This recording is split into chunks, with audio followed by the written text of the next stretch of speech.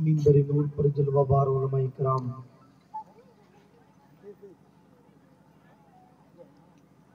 سادات اعزام، معزز سامعین سامعات، السلام علیکم ورحمۃ اللہ وبرکاتہ۔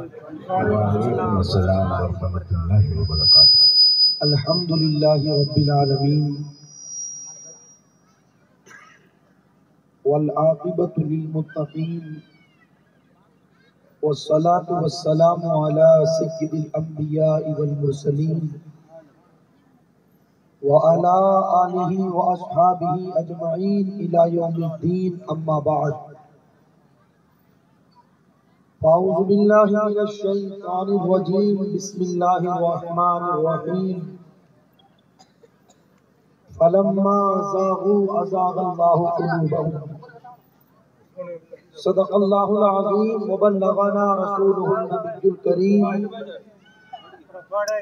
ونحن على ذلك لمن الشاہدین والشاکرین والذاکرین والحمد للہ رب العالمین۔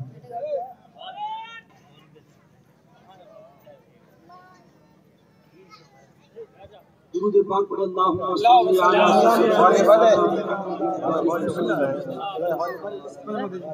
علیہ الصلاۃ والسلام علیک یا رسول اللہ صلی اللہ علیہ وسلم۔ عزیزان ملت اسلامیہ، جیسا کہ ہم اور آپ اپنے ماتھے کی آنکھوں سے دیکھ رہے ہیں کہ اس وقت منبر نور پر ناجش ملت، پیر طریقت، رہبر شریعت، شہنشاہ فکر تکبر، اولاد ختم الرسول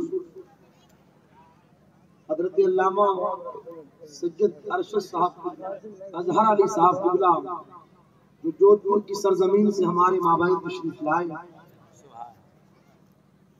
ہم نے علماء سے سنا ہے کہ اگر کسی محفل میں عالم باعمل آ جاتا ہے تو محفل کامیاب ہو جاتی ہے، لیکن اگر کسی محفل کے اندر آل رسول تشریف لے آئے تو وہ محفل صرف کامیاب نہیں، اللہ کی بارگاہ میں مقبول ہو جائے۔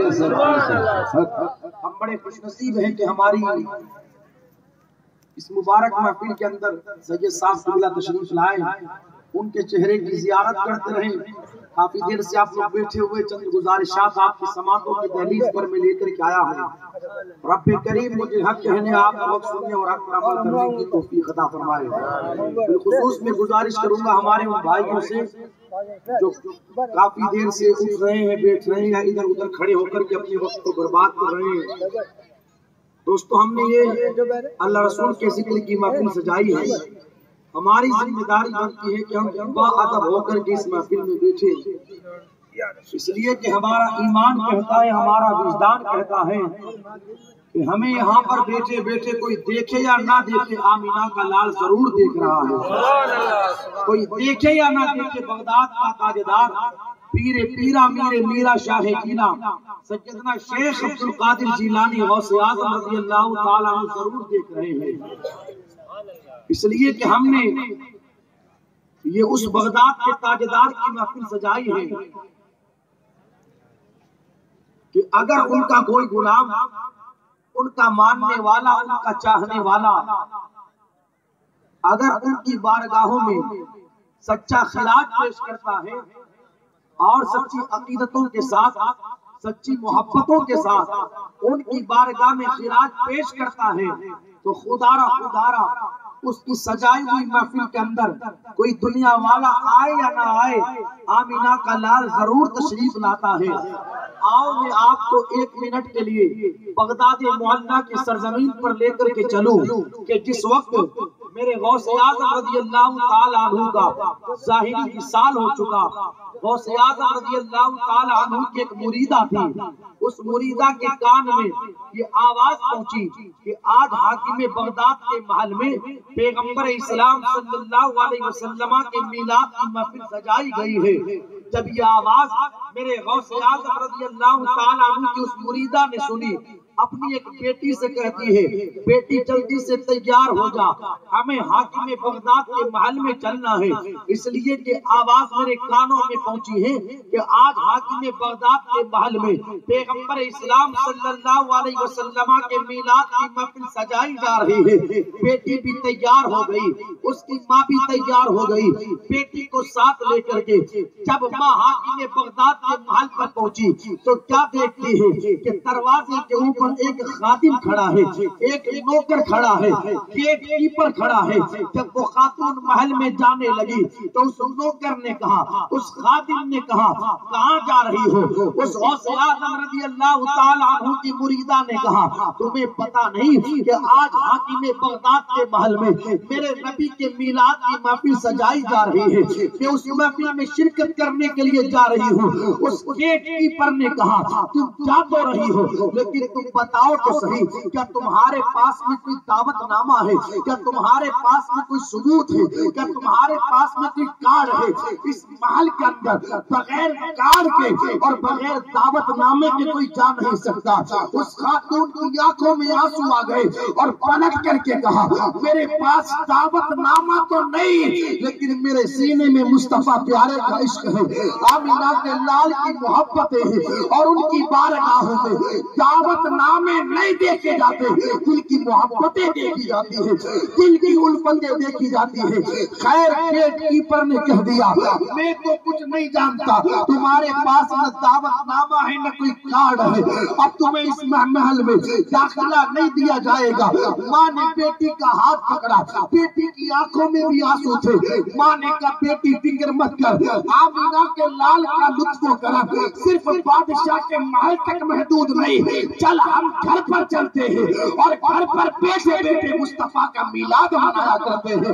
بیٹی نے کہا ماں مجھے پتا نہیں کہ میلاد کے لیے پیسوں کی ضرورت ہوتی ہے، ہم غریب لوگ ہیں، کیسے مدینے والے کا میلاد منائیں گے؟ تو ماں نے کہا بیٹی وہ اور سبھائیں ہیں جن پر پیسوں کی ضرورت ہوتی ہے، مصطفیٰ کے میلاد کے لیے پیسوں کی نہیں دل کی محبتوں کی ضرورت ہوا کرتی ہے۔ خیر ماں اپنی بیٹی کو لے کر کے اپنے گھر پر چلی جاتی ہے۔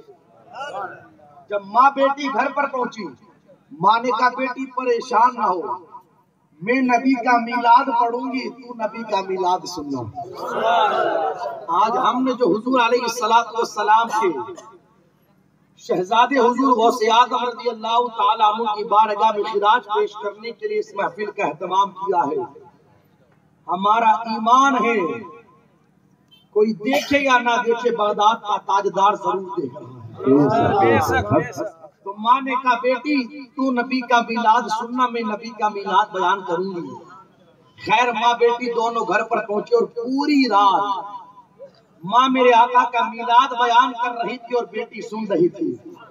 اپنی بیٹی سے ماں کہتی ہے بیٹی نبی کا میلاد یہ ہے، اس شان سے آمینہ کا لال آیا، ان کا بچپنا ایسا تھا، ان کی جوانی ایسی تھی، ان کا چلنا ایسا تھا، ان کا کھانا پینا ایسا تھا، ان کا سونا جاگنا ایسا تھا، ان کی زندگی کا ایک ایک لمحہ گزارنا ایسا تھا۔ نبی کا میلاد وہ خاتون اپنی بیٹی کے سامنے بیان کرتی ہے۔ دوستو اگر کبھی کبھار ہم اپنے گھر میں جشن عید میلاد النبی کی محفل سجائے اور 4-5 لوگ آئیں تو پریشان نہ ہویا کرو کہ یار ہم نے تو اعلان بھی کروایا، لوگوں کو دعوت نامے بھی بھجوائے، پھر بھی پبلک آنے کے لیے تیار نہیں۔ یہ وہ محفلیں ہیں جن میں لوگ آتے نہیں ہیں، یا تو بلوایا جاتا ہے اور جب بلوا لیا جاتا ہے تو پھر خالی ہاتھ نہیں جھولیاں بھر کے پلٹا جاتا ہے۔ مقدر والے ان محفلوں کے اندر شرکت کیا کرتے ہیں، کسی کی مجال نہیں کہ عبد القادر کا نام بھی لے لے۔ میرے غوث نے فرمایا جب تک میں نہ چاہوں کوئی میرا نام نہیں لے سکتا۔ تو یہ وہ محفلیں ہیں جن میں کوئی آتا نہیں، بلوایا جاتا ہے۔ 4-5 لوگ کبھی آئے تو پریشان نہ ہویا کرو، یا 4-5 تو بیٹھے وہاں پر تو ماں بیٹی اکیلے۔ ان محفلوں کے لیے تعداد کی نہیں دل میں محبت کی ضرورت ہوتی ہے۔ پوری رات میرے آقا کا میلاد بیان کرتی رہی، پوری رات۔ نماز فجر کا ٹائم ہونے والا تھا، اس سے پہلے سحری کا وقت آیا، ماں نے کہا بیٹی محفل پوری ہو گئی، چل کھڑی ہو جا، صلاۃ و سلام پڑھ لیتے ہیں۔ ماں بیٹی نے کھڑے ہو کر کے میرے نبی کی بارگاہ میں سلام پیش کیا، اور سلام پیش کرنے کے بعد ماں اپنی بیٹی سے کہتی ہے بیٹی جب پانی لے کر گیا مجھے تازہ وضو بنانا ہے، اور وضو بنانے کے بعد آج مجھے نبی کے میلاد کے حوالے سے اور رب کی رضا کے لیے، مصطفیٰ پیارے کی رضا کے لیے روزہ رکھنا ہے۔ بیٹی نے کہا ٹھیک ہے امی جان آپ تیاریاں کرو، میں آپ کے لیے پانی لے کر کے آتی ہوں۔ جب بیٹی پانی لینے کے لیے اپنے مکان کا دروازہ کھولتی ہے تاکہ باہر جا کر کے پانی لے کر کے آؤں، جیسے ہی دروازہ کھولا تو بیٹی نے چیخ ماری۔ ماں نے کہا بیٹی ہوا کیا وجہ ہے کہ تم نے چیخ ماری ہے؟ بیٹی نے کہا ماں ذرا آ کر کے دیکھو تو صحیح، ہمارے دروازے کے اوپر ایک نورانی چہرے والا اور سفید بالوں والا بزرگ تشریف لایا ہے۔ جب ماں نے جا کر کے دیکھا تو ماں نے بھی چیخ بلند کی۔ ماں کہتی ہے ہمارے دروازے پر پیر پیرا میر میرا شاہ جیلا سجدنا شیخ عبد القادر جیلانی غوث اعظم تشریف لائے ہیں، اور صرف آئے ہی نہیں ہمارے دروازے کی چوکھٹ کو چوم رہے ہیں۔ اس خاتون نے کہا سرکار غوث اعظم آپ کا مقام اتنا اونچا ہے، اتنا اعلیٰ، رب نے آپ کو مرتبہ عطا فرمایا، آپ ہمارے دروازے کی دہلیز کو چومتے ہو۔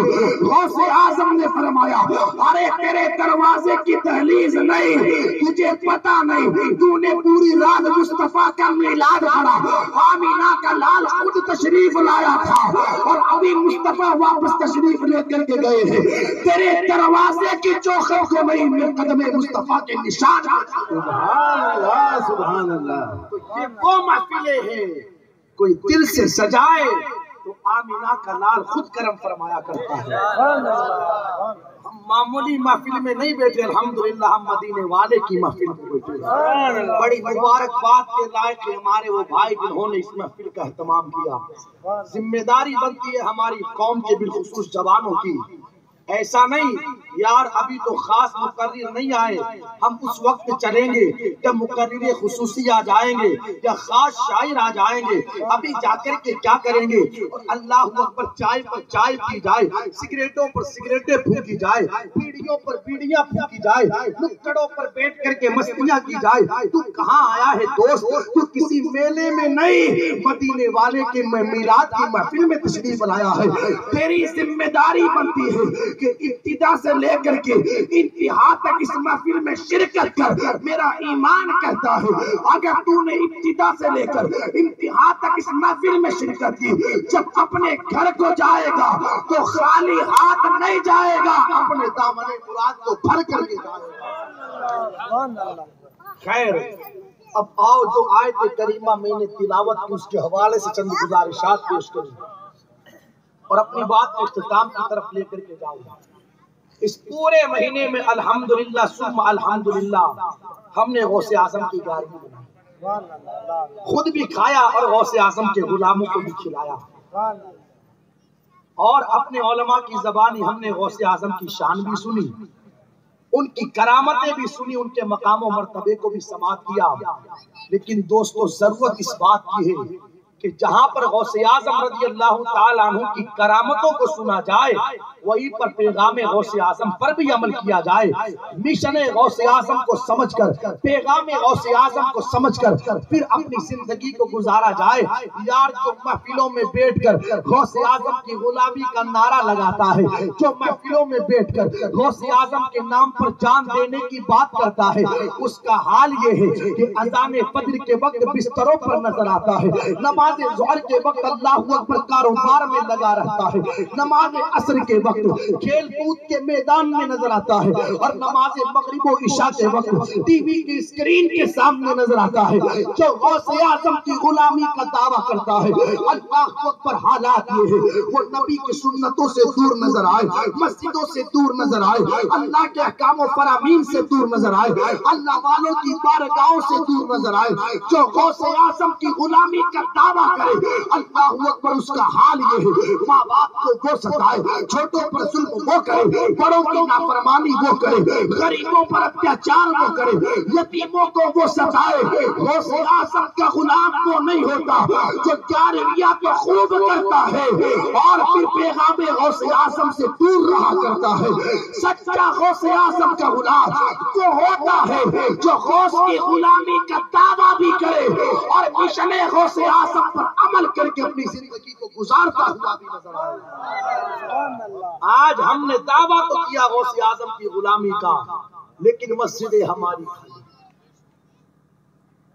نبی کی شریعت سے ہم کو سوچو، ایمانداری سے بتانا آج ہمارے گھر کے اندر حالانکہ دعویٰ ہمارا غوث کی غلامی کا، نبی کی محبت کا، ہمارے گھروں کے اندر طریقہ کس کا پایا جاتا ہے؟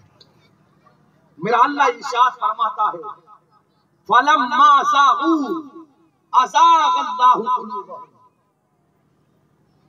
جب انسان سیدھے راستے کو چھوڑ کر ٹیڑھا راستہ اختیار کر لیتا ہے، فَلَمَّا زَاغُوا، جب انسان ٹیڑھے راستے اختیار کر لیتا ہے، أَزَاغَ اللَّهُ قُلُوبَهُمْ، تو اللہ ان کے دلوں کو ٹیڑھا کر دیتا ہے۔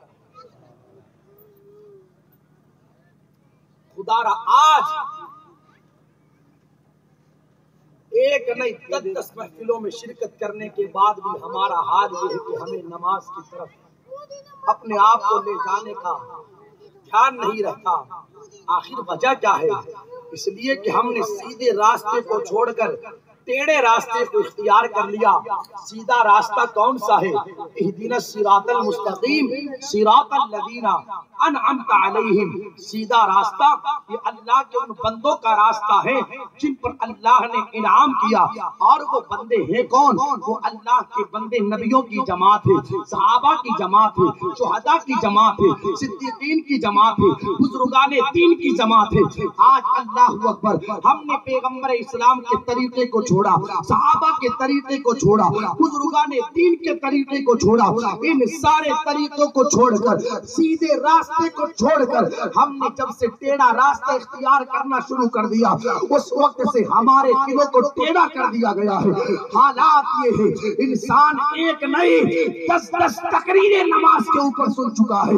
حالات یہ ہے، بندہ ایک نہیں 10 تقریروں کے اندر مصطفیٰ کی سنتوں کی عظمت و شان کو سماعت کر چکا ہے، لیکن پھر بھی حالت یہ ہے اسے توفیق نہیں ہوتی کہ اپنے گھر سے انگریزوں کے طریقے کو نکال کر گھر کے اندر مصطفیٰ کی سنتوں کو سجایا جائے، اپنے گھر والوں کی زندگی کو مصطفیٰ کے طریقے کے مطابق گزارنے کے حوالے سے کوششیں کی جائے۔ اس کی بنیادی وجہ یہ ہے کہ آج ہمارے دل ٹیڑھے ہو چکے ہیں۔ اور میرے نبی کی حدیث مبارک آقا ارشاد فرماتے ہیں جس طرح ہر چیز پر میل لگتا ہے اسی طرح انسان کے دل پر بھی میل لگ جاتا ہے۔ صحابہ نے پوچھا یا رسول اللہ علیہ الصلوۃ والسلام، کپڑے پر میل لگا تو ہم نے پانی کے ذریعے ہاتھ سے دھل دیا، صاف کر دیا، ہمارے بدن پر میل لگا تو ہم نے پانی سے صاف کر دیا، یا رسول اللہ علیہ الصلوۃ والسلام کسی اور چیز پر میل لگا ہم نے صاف کر دیا، لیکن انسان کے دل پر میل لگ جائے، زنگ لگ جائے، ہمیں دل نظر آتا ہی نہیں اور نہ ہمارا ہاتھ دل تک پہنچ پاتا ہے۔ یا رسول اللہ علیہ الصلوۃ والسلام، ہم دل کے میل کو کیسے صاف کریں؟ دل کے میل کو کیسے دور کریں؟ غور سے سنیے گا بس میری آنے والی ان 2 جملوں کو، اور یہی میری اس محفل کا بس پیغام رہے گا۔ پوری تقریر یاد رکھیے گا یا نہ رکھیے گا، مدینے والے کی اس حدیث مبارکہ کو اپنے ذہنوں کی تختیوں پر لکھ لیجئے گا۔ عمل کر لیا تو دنیا بھی سنور جائے گی، آخرت بھی سنور جائے گی۔ صحابہ نے پوچھا یا رسول اللہ علیہ الصلوۃ والسلام، دل کے میل کو کیسے صاف کرے، دل کے زنگ کو کیسے دور کرے؟ میرے نبی نے ارشاد فرمایا صحابہ 2 چیزیں ایسی ہیں، اگر تم نے ان 2 چیزوں کو اپنے لیے لازم کر لیا تو تمہارے دل کا میل دور ہو جائے گا۔ صحابہ نے پوچھا یا رسول اللہ وہ دو چیزیں کون سی ہیں؟ نبی ارشاد فرماتے صحابہ ان میں سے پہلی چیز یہ ہے کہ بندہ کثرت کے ساتھ اپنی موت کو یاد کرے۔ جب بندہ اپنی موت کو کثرت کے ساتھ یاد کرتا ہے تو اس کے دل کا میل دور ہو جائے گا۔ پہلی چیز کثرت کے ساتھ موت کو یاد کیا جائے، اور دوسری چیز میرے آقا نے ارشاد فرمائی بندہ کثرت کے ساتھ قرآن مقدسہ کی تلاوت کرے۔ اگر بندہ کثرت کے ساتھ قرآن کی تلاوت کرتا ہے تو اس کے دل کا میل دور ہو جایا کرتا ہے۔ دو بنیادی چیزیں میرے آقا نے بیان فرمائی۔ نمبر ایک، کثرت کے ساتھ موت کو یاد کیا جائے۔ سیریس ہو کر کے آپ میری گفتگو کو سنیے گا۔ کثرت کے ساتھ موت کو یاد کیا جائے۔ اپنے دھڑکتے ہوئے دل پر ہاتھ رکھ کر کے مجھے بتانا دوستو، آمینہ کا لال تو کہتا ہے لوگوں کثرت کے ساتھ موت کو یاد کرو۔ آج ہماری کنڈیشن کیا ہے؟ پورا ہفتہ گزر جاتا ہے، کیا کبھی ہمیں ہماری موت یاد آتی ہے؟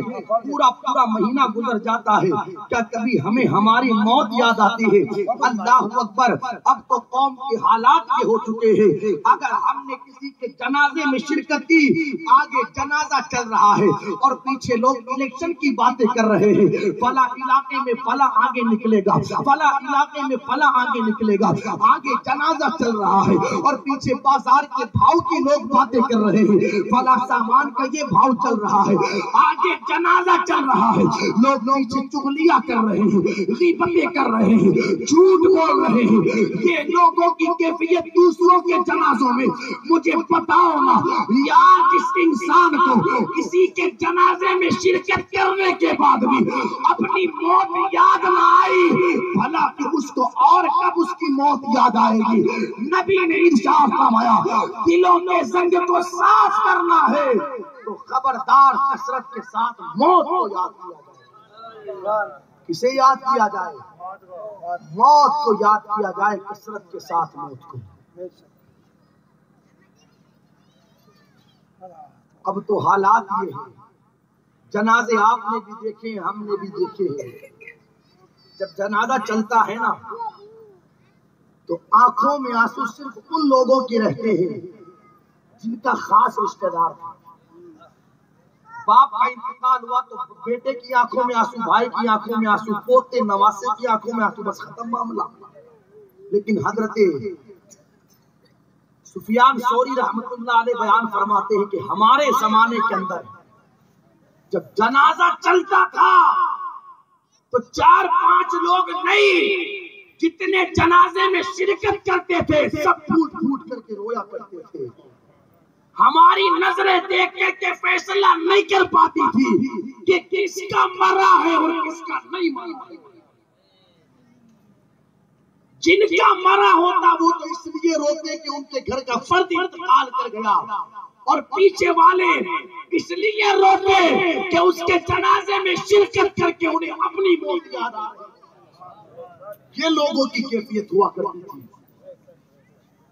سیدنا عمر ابن عبدالعزیز رحمت اللہ علیہ کی بارگاہ میں ایک شخص آیا اور آ کر کے کہنے لگا کہ حضرت مجھے نصیحت کیجیے۔ حضرت نے فرمایا کیا تیرے والد زندہ ہیں؟ اس نے کہا زندہ نہیں، ان کا انتقال ہو گیا۔ کہا نکل یہاں سے، میرے پاس مزے لینے کے لیے آیا ہے۔ ارے جس کو اس کے باپ کی موت نصیحت نہ دے سکی، اسے عمر ابن عبدالعزیز کی بات کیا نصیحت دے گی؟ میرے پاس تو مستیاں کرنے آیا ہے، مزے لینے آیا ہے۔ ہم نے سمجھا نہیں دوستو موت کہتے کسے ہیں۔ میرے نبی نے ارشاد فرمایا لوگوں کثرت کے ساتھ موت کو یاد کرو۔ آج جس علاقے میں جانا ہوتا ہے، جس گاؤں میں، جس شہر میں جانا ہوتا ہے، لوگ کہتے ہیں حضرت فلاں گناہ یہاں پر عام ہو چکا ہے، فلاں گناہ یہاں پر عام ہو چکا ہے۔ ان گناہوں کے عام ہونے کی بنیادی وجہ یہ ہے کہ لوگوں کے ذہنوں سے موت کا تصور نکل چکا ہے۔ بھول جاتے ہیں لوگ کہ ہمیں بھی مرنا ہے، ورنہ خدارا جن کے ذہنوں میں موت کا تصور رہتا تھا، پھر ان کی راتیں ٹی وی کی اسکرینوں کے سامنے، ان کی راتیں مصلوں پر گزرا کرتی۔ آج ہم بھول گئے کہ ہمیں بھی مرنا ہے. ایک زمانہ وہ تھا، آپ نے بھی دیکھا ہوگا کہ اگر پڑوس میں کسی کا انتقال ہو جاتا تو باپ اپنے بچوں سے کہتا کہ خبردار زیادہ نہیں تو کم سے کم 40 دن تک ہمیں ٹی وی آن نہیں کرنا ہے، اس لیے کہ ہمارا پڑوسی مرا ہے، ہمارا رشتہ دار گیا ہے یار، ہمارا ملنے والا تعلقات والا گیا ہے.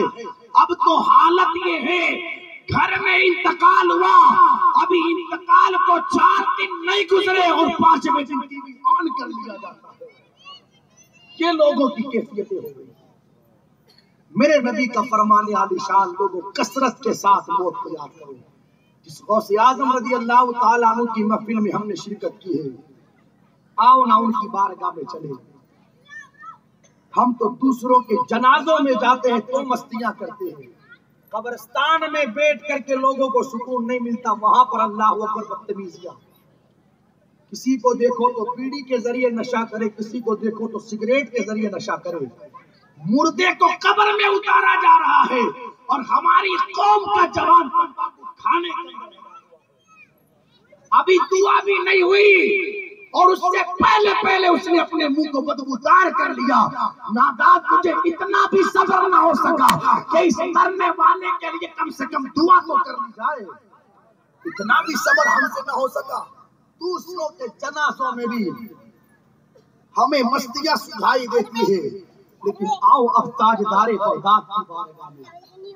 عید کا دن، وہ عید کا دن کہ جس دن ہر ایک کے چہرے پر مسکراہٹ ہے، ہر ایک گھر کے اندر خوشیاں ہی خوشیاں ہیں. لیکن جب لوگ غوث اعظم سے ملنے کے لیے گئے تو اس وقت میرے غوث اعظم کی آنکھوں میں آنسو تھے. اتنے رو رہے تھے کہ آنکھوں سے آنسو نکل کر کے میرے غوث کی مبارک داڑھی تک آتے اور آنسوؤں کی بنیاد پر پوری داڑھی تر ہو جاتی. لوگوں نے کہا سرکار آج آپ روتے ہیں، آج تو عید کا دن ہے، آج تو خوشی کا دن ہے. جواب سنیے گا دوستو میرے غوث اعظم کا. ارشاد فرماتے ہیں جاؤ آج عید کا دن ہے، یہ بات بالکل ٹھیک ہے، لیکن تم خوشیاں مناؤ. عبد القادر کے لیے وہ دن خوشی کا دن ہوگا، وہ دن عید کا دن ہوگا جس دن عبد القادر اس دنیا سے ایمان کے ساتھ چلا جائے گا، ایمان کے ساتھ چلا جائے گا. عبد القادر کے لیے وہ دن عید کا دن ہوگا جس دن عبد القادر دنیا سے ایمان کے ساتھ چلا جائے گا. کتنی فکر کرتے ہیں میرے غوث اعظم موت کے حوالے سے، لیکن اللہ اکبر، وہ بغداد کا تاجدار جس کی عظمت و شان کا عالم یہ ہے کہ واہ کا مرتبہ اے غوث سے بالا تیرا، اونچے اونچوں کے سروں سے قدم آلہ تیرا، سر بھلا کیا کوئی جانے کہ کیسا تیرا، اولیاء ملتے ہیں آنکھیں وہ طلبہ تیرا، کیا دبے کس میں حمایت کا اور پنجہ تیرا، شیر تو خطرے میں لاتا نہیں کتا تیرا، تجھ سے در سے سگ اور سگ سے مجھ کو نسبت، میری گردن میں بھی دور کا ڈورا تیرا، اس نشانی کے جو سگ نہیں مارے جاتے، حشر تک میرے گلے میں رہے پٹا تیرا. تیری سرکار میں لاتا ہے رضا اس کو شفیع جو میرا غوث ہے اور لاڈلا بیٹا تیرا. وہ عبد القادر جیلانی اس کی عظمت و شان کا عالم یہ ہے کہ جس وقت یہ کہے میرا قدم تمام ولیوں کی گردن پر، اس وقت بڑے بڑے ولی اپنے سروں کو جھکا لے اور یوں عرضی لگائے سرکار صرف گردنوں پر نہیں، ہماری آنکھوں پر بھی ہے، ہمارے سروں پر بھی ہے. اس عبد القادر کی شان یہ کہ سارے اقطاب جہاں کرتے ہیں کعبے کا طواف، کعبہ کرتا ہے طواف کرے والا تیرا، قسمیں دے دے کے کھلاتا ہے پلاتا ہے تجھے، پیار اللہ تیرا چاہنے والا تیرا. وہ غوث اعظم کہ 12 سال کی ڈوبی ہوئی کشتی اگر اشارہ کر دے تو سمندر پر تیرتی ہوئی نظر آئے، جس کی عظمت و شان کا عالم یہ ہے وہ عید کے دن روتا ہے، موت کی فکر کرتا ہے، خاتمہ بالخیر کے حوالے سے بے چین رہتا ہے. 40 سال تک جو عشاء کے وضو سے فجر پڑتا ہے، 40 سال تک جو عشاء کے وضو سے فجر پڑے، اللہ اکبر، وہ تو موت کے حوالے سے بے چین و بے قرار رہے اور خاتمہ بالخیر کی فکر کرے. 15 سال تک جو ایک پاؤں پر زور دے کر کے قرآن مقدسہ کی تلاوت کریں، عشاء کے بعد قرآن کی تلاوت شروع کی جائے اور اذان فجر سے پہلے قرآن مکمل کر لیا جائے، ہاتھ اٹھا کر کے دعا کرے مولا میرا قرآن پورا ہو گیا اسے قبول کر لیا جائے، آواز آئے عبد القادر تو نے قرآن پورا کر لیا، ہم نے تیرے قرآن کے پڑھنے کو قبول کر لیا۔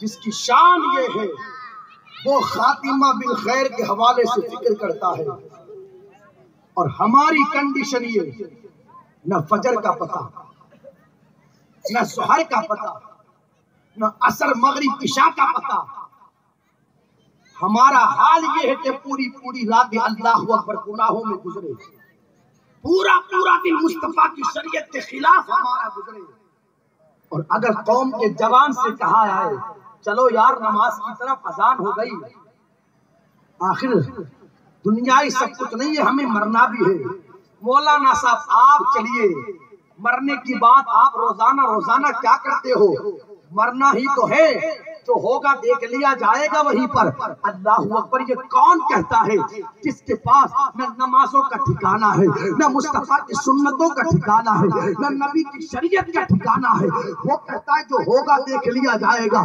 کیا دیکھ لیا جائے گا پیارے، تو نے سمجھا کیا ہے موت کو، میرے نبی نے ارشاد فرمایا 300 تلواروں کا وار اگر کسی بندے پر ایک ساتھ کیا جائے، جو تکلیف اس بندے کو ہوتی ہے وہی تکلیف اس بندے کو ہوتی ہے جب اس کی جان نکالی جاتی ہے، اسے موت کہتے ہیں۔ تو کہتا ہے جو ہوگا دیکھ لیا جائے گا، خدا را دوستو بدلو اپنے آپ کو، کثرت کے ساتھ موت کو یاد کرو، کسے یاد کرو؟ کثرت کے ساتھ موت کو یاد کرو، صبح ہو شام ہو دن ہو رات ہو ہر وقت موت کو یاد کرو، بیوی بچوں میں بیٹھو تو موت کو یاد کرو، دوستوں کی محفل میں بیٹھو تو موت کو یاد کرو، زیادہ نہیں تو کم سے کم ایک دن میں 20 مرتبہ اپنی موت کو یاد کیا کرو۔ کتنی مرتبہ؟ 20 مرتبہ۔ اما عائشہ صدیقہ رضی اللہ تعالی عنہا سے روایت ہے، میرے نبی نے ارشاد فرمایا جو بندہ ایک دن میں 20 مرتبہ اپنی موت کو یاد کرتا ہے اللہ قیامت کے دن اس کا اثر شہیدوں کے ساتھ فرمائے گا۔ زیادہ نہیں تو کم سے کم 20 مرتبہ اپنی موت کو یاد کیا کرو۔ میری ماں بہنیں بھی غور سے سنیں۔ تو پہلی چیز آقا نے ارشاد فرمائی بندہ کثرت سے موت کو یاد کرے، اور دوسری چیز میرے نبی نے ارشاد فرمائی بندہ کثرت کے ساتھ قرآن مقدسہ کی تلاوت کرے۔ آپ سمجھ رہے ہیں نا میری بات؟ ہو سکتا ہے کسی بھائی کے ذہن میں یہ خیال آئے یار مولانا صاحب نے پتہ نہیں کون سا عنوان اٹھایا ہے، ہم تو جینے کی بات کرتے ہیں مرنے کی بات کرتے ہیں۔ یاد رکھنا موت اس حقیقت کا نام ہے، بندہ دنیا میں کسی سے ملاقات کرے یا نہ کرے موت سے ہر ایک کو ملاقات کرنی ہے۔ اور میں تمہارا وقت برباد کرنا نہیں چاہتا دوستو، 4-5 واقعات سنا کر کے اور 2-3 کرامتیں بتا کر کے میں قوم کو یہاں سے رخصت کرنا نہیں چاہتا۔ مجھے پتا ہے میری قوم پیاسی ہے، اسے کچھ نہ کچھ دیا جائے، مجھے پتا ہے کہ میری قوم کو کسی چیز کی ضرورت ہے، اس کی ضرورت کو پورا کیا جائے۔ ان جلسوں کی ابتدا مدینے کے تاجدار نے اس بنیاد پر نہیں کی تھی کہ ان جلسوں کے اندر جشنوں کی باتیں کی جائے، ان جلسوں کا مقصد یہ نہیں تھا کہ ان جلسوں کے اندر ایسے ناخوانوں کو بلایا جائے جو گانے کی طرز میں نعتیں پڑھے اور قوم کو ناچنے کے لیے مجبور کر دے۔ ان جلسوں کا مقصد یہ نہ تھا۔ مکینے گنبد خضرا میں ان جلسوں کی شروعات اس بنیاد پر کی تھی کہ قوم کو دین کی باتیں سکھائی جائے، قوم کو دین کی باتیں بتائی جائے اور قوم کو دنیا سے نکال کر کے مصطفیٰ کی شریعت کی طرف متوجہ کر دیا۔ یہ جلسوں کا مقصد ہے، کانوں کا چسکا پورا کرنا جلسوں کا مقصد نہیں۔ لوگ کہتے ہیں یار کیسے مولانا صاحب کو تم نے بلایا، نہ خود ہنسے نہ ہمیں ہنسایا۔ اس لیے جلسے ہوتے ہیں کہ ہم یہاں بیٹھ کر کے ہنسیں، ہم کم ہنسے ہیں دوستو، ہم کم ہنسے، ہنس کر دل مردار ہو چکے ہمارے۔ تو میرے آقا نے ارشاد فرمایا لوگوں دوسری چیز کثرت کے ساتھ قرآن کی تلاوت کرو، کثرت کے ساتھ قرآن کی تلاوت کرو۔ اس لیے کہ تلاوت قرآن کی برکت سے بھی لوگوں کے دلوں کا زنگ صاف ہو جاتا ہے۔ نبی تو فرماتے ہیں کہ کثرت کے ساتھ قرآن کی تلاوت کی جائے، لیکن ایمانداری سے اپنے دل پر ہاتھ رکھ کر کے مجھے بتانا، آج پورا ہفتہ گزر جاتا ہے کہ ہم قرآن کی تلاوت کرتے ہیں، پورا مہینہ گزر جاتا ہے کہ ہم قرآن کی تلاوت کرتے ہیں۔ ہم نے دعویٰ تو غوث کی غلامی کا کیا؟ میں کبھی کبھار سوچتا ہوں یار غوث اعظم کا ماننے والا بھی پریشان، ایسا کبھی نہیں ہو سکتا۔ غوث اعظم کا مرید پریشان رہے، ایسا کبھی نہیں ہو سکتا۔ جو عبد القادر جیلانی 12 سال کی ڈوبی ہوئی کشتی کو پار لگا سکتا ہے، کہ ہماری مشکلوں کو آسان نہیں فرما سکتا، ہماری تکلیفوں کو دور نہیں کر سکتا۔ وجہ کیا ہے؟ ہم نے غوث کی غلامی کا دعویٰ تو کیا، لیکن حال یہ ہے کہ غوث اعظم کے احکام پر عمل نہیں کیا۔ آج ہماری کنڈیشن یہ ہو چکی، مجمعوں میں بیٹھ کر کے ہم نے غوث کے نعرے لگائے، اور رات کو بستروں میں جا کر کے 2 بجے تک کی فلمیں ہمیں دیکھی۔ مجمعوں میں بیٹھ کر غوث کے نعرے ہم نے لگائے، لیکن آج ہمارے گھروں کا طریقہ انگریزوں کے مطابق ہو چکا ہے۔ غوث کی غلامی کے نعرے تو ہم نے لگائے، لیکن اللہ اکبر، آج ہماری گھر کی جوان بچیاں اور گھر کی عورتیں بے پردہ گھروں سے باہر جاتی نظر آ رہی ہیں۔ کیسے ہم پر کرم ہوگا؟ ورنہ میرے غوث کی شان یہ ارشاد فرماتے، میرے مرید پریشان مت ہو، تو اچھا نہیں تو کیا ہوا، میں تو اچھا ہوں، تو اچھا نہیں تو کیا ہوا، میں تو اچھا ہوں۔ یار جس عبد القادر کی شان یہ ہو کہ ایک شخص میرے غوث کی بارگاہ میں روتے ہوئے آیا، غوث اعظم نے فرمایا کیا ہوا، کیوں روتے ہو؟ کہنے لگا سرکار بات دراصل ایسی ہے، رات کو میں سویا اور میں نے خواب میں دیکھا میرے باپ کا انتقال ہو چکا ہے، اور میرے باپ کی قبر میں جہنم کی آگ جلا دی گئی۔ آپ سمجھ رہے ہیں نا، میری بات سن رہے ہیں نا دوستو؟ اپنی توجہ ادھر ادھر نہ باتیں، خدا رہا میں بڑی قیمتی باتیں کر رہا ہوں۔ یہی وہ باتیں ہیں جن کی بنیاد پر بندے کی زندگی بھی سنورنی ہے، اس کی آخرت بھی سنورنی ہے۔ آپ سمجھے میں کیا کہنا چاہتا ہوں؟ کتنی شرم کی بات کہ 25 سال کا ہمارا بیٹا جوان ہو گیا، اسے قرآن پڑھنا نہیں آتا۔ کتنی بے غیرتی کی بات، بیٹی نے 40 سال کی عمر لے لی لیکن اسے قرآن پڑھنا نہیں آتا۔ اس سے بھی بڑی شرم کی بات کیا ہوگی، 30 سال کا جوان بچہ اسے نماز کی نیت باندھنا نہیں آتا۔ اب کہاں ہے دوستو؟ صرف 11 دن غوث کی 11ویں کر لینے سے کیا ان کی محبتوں کا حق ادا ہو جائے گا؟ سمجھے آپ میری بات کو؟ تو عرض یہ کر رہا تھا، غوث اعظم کی بارگاہ میں وہ شخص آیا، رو رہا تھا۔ میرے غوث نے فرمایا ہوا کیا؟ کہنے لگا میرے والد کا انتقال ہو چکا ہے، اور میں نے خواب میں دیکھا کہ ان کی قبر میں جہنم کی آگ جلا دی گئی ہے۔ میرے غوث اعظم نے فرمایا کیا تیرا والد کبھی میری محفل میں آیا تھا؟ اس نے کہا سرکار یاد نہیں پڑتا، وہ آپ کی محفل میں نہیں آیا۔ پھر آپ نے فرمایا کیا کبھی ہمارے وہ مدرسے میں پڑھنے کے لیے آیا تھا؟ سرکار یاد نہیں پڑتا، وہ پڑھنے بھی نہیں آیا۔ آپ فرماتے کیا کبھی وہ ہمارے دروازے کے سامنے سے گزرا تھا؟ بچہ کہنے لگا ہاں ہاں یاد پڑتا ہے، بچپن میں ان کے ساتھ تھا، وہ آپ کے دروازے کے سامنے سے گزرا تھا۔ میرے غوث نے فرمایا جا چلا جا۔ چلا تو گیا، جب دوسرے دن آیا نا، کل آیا تھا تو روتے ہوئے آیا تھا، آج آیا ہے تو مسکراتے ہوئے آیا ہے۔ میرے غوث اعظم نے فرمایا کیا ہوا؟ کل تو رو رہا تھا، آج مسکرا رہا ہے۔ کہنے لگا سرکار کیا بتاؤں، کل سویا تھا تو باپ کو جہنم کی آگ میں جلتے ہوئے دیکھا، آج سویا تھا تو باپ کو جنت کے باغ میں ٹہلتے ہوئے دیکھا۔ میرے غوث فرماتے ہیں آج رات سویا میں بھی، پوری رات اللہ کی بارگاہ میں دعا کرتا رہا، آنکھ سے آنسو بہتے رہے اور عرضی لگائی مولا فلا بندہ عذاب میں گرفتار ہے اور وہ میرے مدرسے کے دروازے کے سامنے سے گزر کے گیا تھا. رب نے ارشاد فرمایا میرے بندے عبد القادر رونا بند کر دے, ہم نے اس کے عذاب کو بھی دور کر دیا اور جو بندہ تیرے دروازے کے سامنے سے گزر کر کے چلا جائے گا سب کے عذاب میں تخفیف فرما دیں گے.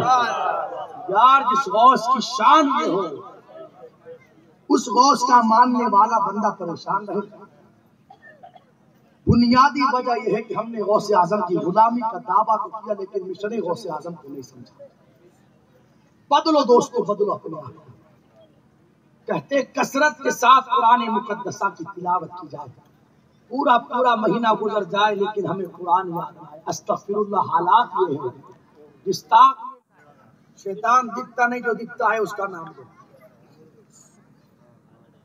اسٹیجوں پر ڈانس کرنا یہ رنڈیوں کا کام ہے. اسٹیجوں پر ڈانس کرنا یہ طوائفوں کا کام ہے. اسٹیجوں پر ڈانس کرنا کوٹوں پر بیٹھ کر اپنی آبرو کا سودا کرنے والی عورتوں کا کام ہے. ایمانداری سے مجھے بتانا تیرے گھر میں شادی کا موقع آیا, تم نے اپنی ماں اپنی بہن بیٹی کو اسٹیج پر ڈانس کروا کر کے ان سے کون کیا اسی لیے ماں نے 9 مہینے پیٹ میں رکھا کہ اسے اسٹیج پر نچوایا جائے؟ کیا اسی لیے بیوی کو نکاح قبول کر کے لائے کہ اسے اسٹیج پر ڈانس کروائے؟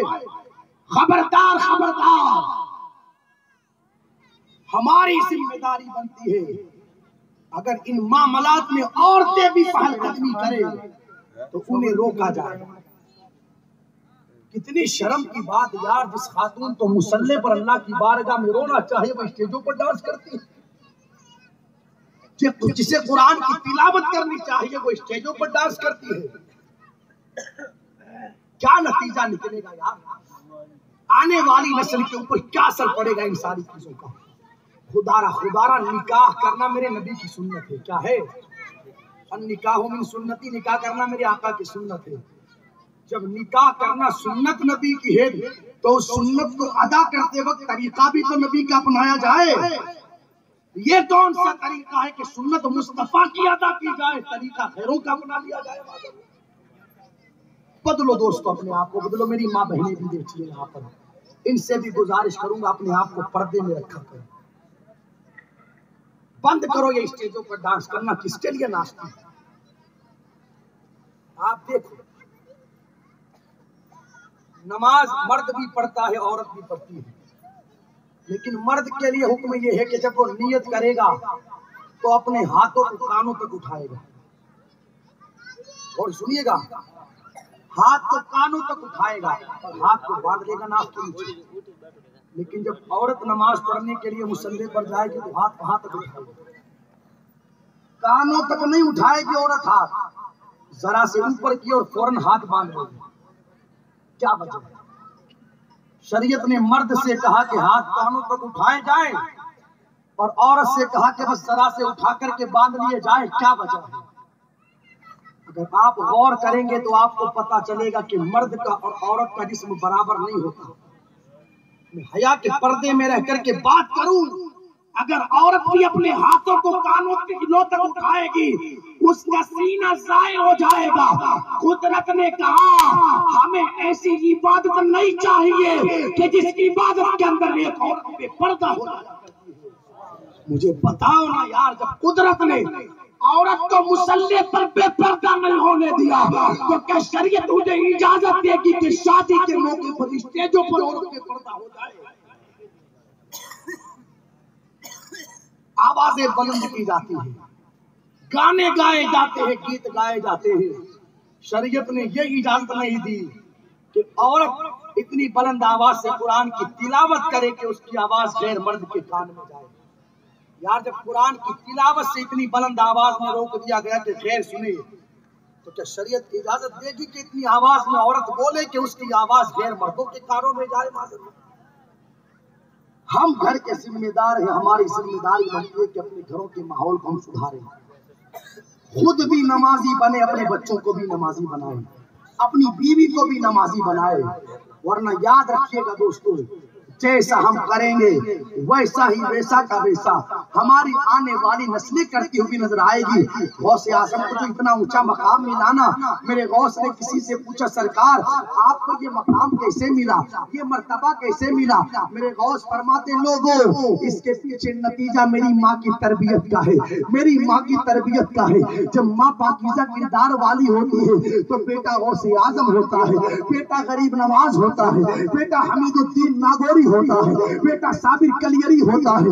ये माँ की तरबियत ही का तो नतीजा था कि पहले ही दिन मदरसे में मेरे गौस ने उस्ताद के सामने कुरान के 17 पारे सुना दिए। ये माँ की तरबियत ही का तो नतीजा था कि पहले ही दिन मदरसे में सरकार ख्वाजा कुतुबुद्दीन बख्तियार काकी ने उस्ताद को 14 पारे सुना दिए। आखिर वजह क्या थी? वजह सिर्फ इतनी सी थी, गौस की अम्मी 17 पारों की हाफिजा थी और पाबंदी के साथ उन पारों की तिलावत किया करती थी। सरकार कुतुबुद्दीन बख्तियार काकी की अम्मी 14 पारों की हाफिजा थी और पाबंदी के साथ तिलावत करती थी। जब बात तिलावत करती थी तो शिकम में रहते रहते मेरे गौस ने भी 17 पारे याद कर लिए। सुभान अल्लाह।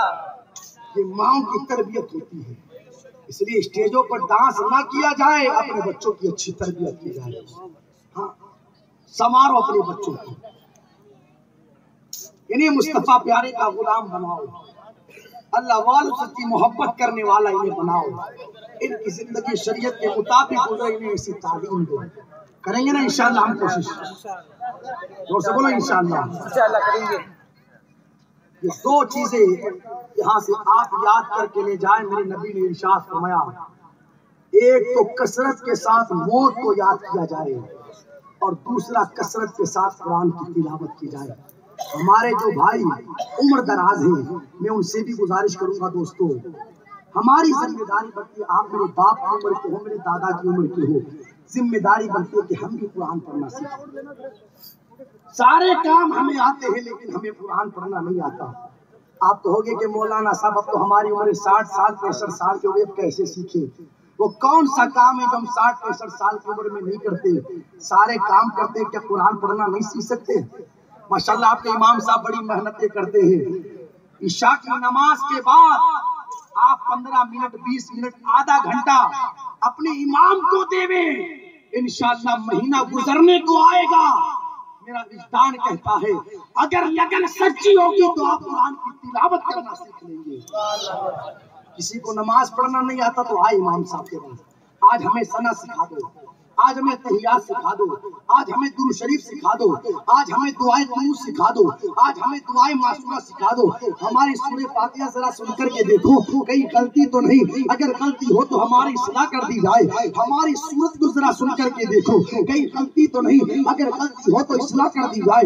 ज्यादा नहीं, हमें कम से कम कुरान मुकद्दसा के 30वें पारे की कम से कम पिछली 10 सूरतें याद करवा दी जाए। हमारी जिम्मेदारी बनती है यार, जब हमने इमाम रखा है तो जिम्मेदारी बनती है कि उनसे फायदा भी हासिल करें। इमाम इसलिए नहीं होता कि हम चौराहों पर बैठ करके उसकी गीबत करें, इमाम इसलिए नहीं होता कि चौराहों पर बैठ कर उसकी चुगली करें, उसी के पीछे नमाज पढ़ते उसी की चुगली करते। यार ये तो कैसा हमारा मलवा, थूक भी लिया और चाट भी लिया, कह भी कर दिया और वापस मुंह में भी डाल दिया। यार जिसकी गीबत करता है फिर उसके पीछे नमाज क्यों पढ़ता है? गीबत भी कर ली और नमाज भी पढ़ ली, ये हमारा हाल हो चुका। इमाम गीबतें करने के लिए नहीं, अपनी जिंदगियों को संवारने के लिए। तो आए अपने उलमा के पास बैठे। अगर मैं बच्चों से पूछूं कि यार तुम नमाज क्यों नहीं पढ़ते, तो वो ये कह सकते हैं अभी जवानी है हमारे पास। अगर जवानों से कहूं तुम नमाज क्यों नहीं पढ़ते, तो जवान कह सकता है कि अभी बुढ़ापा है हमारे पास। हालांकि मौत का कोई भरोसा नहीं, लेकिन जो हमारे उम्र दराज हैं, जो बुढ़ापे की मंजिल पर कदम रख चुके हैं, अगर उनसे कहूं कि तुम नमाज क्यों नहीं पढ़ते, क्या जवाब है हमारे पास? क्या और मंजिल आने वाली है, या फिर ये कहेंगे कि कब्र में जाने के बाद पढ़ेंगे, मौत आने के बाद पढ़ेंगे? बदल लो दोस्तों अपने आप को। 60 साल की उम्र है लेकिन दाढ़ियां छिलवा रहे लोग। हमें नबी की सुन्नत से प्यार नहीं, اس طرح ہمارے چہرے پر چلتا ہے تیر مدینے والے کے کلیجے پہ ہوتی ہے. کیسا امتی ہے اپنے چہرے پر اس طرح چلا چلا کر کے میرے آقا کو تکلیف ہوئی. اب تجھے کس کو دکھانا ہے یار؟ 60 سال کی عمر میں تو داڑھی چھلوا رہا ہے. کس کو بتانا ہے تجھے؟ چمڑیاں سمٹ چکی لوگوں کی چمڑیاں، لیکن پھر بھی چمڑیوں کو کھول کھول کر کے اس طرح چلائے جا رہے ہیں. حالات دوستوں، داڑھی مسلمان کی شان ہے، لیکن داڑھی بھی چھلوا دی جناب نے، مونچھ بھی چھلوا دی. اللہ نے عورت کو داڑھی نہ دی نہ مونچھ دی، تو داڑھی اور مونچھ چھلوا کر کے اپنے آپ کو عورت بنانا چاہتا ہے. حالات یہ ہیں لوگوں کے. بدلو دوستو، بدلو اپنے آپ کو، تو تبدیلی پیدا کریں گے نا انشاءاللہ اپنے اندر.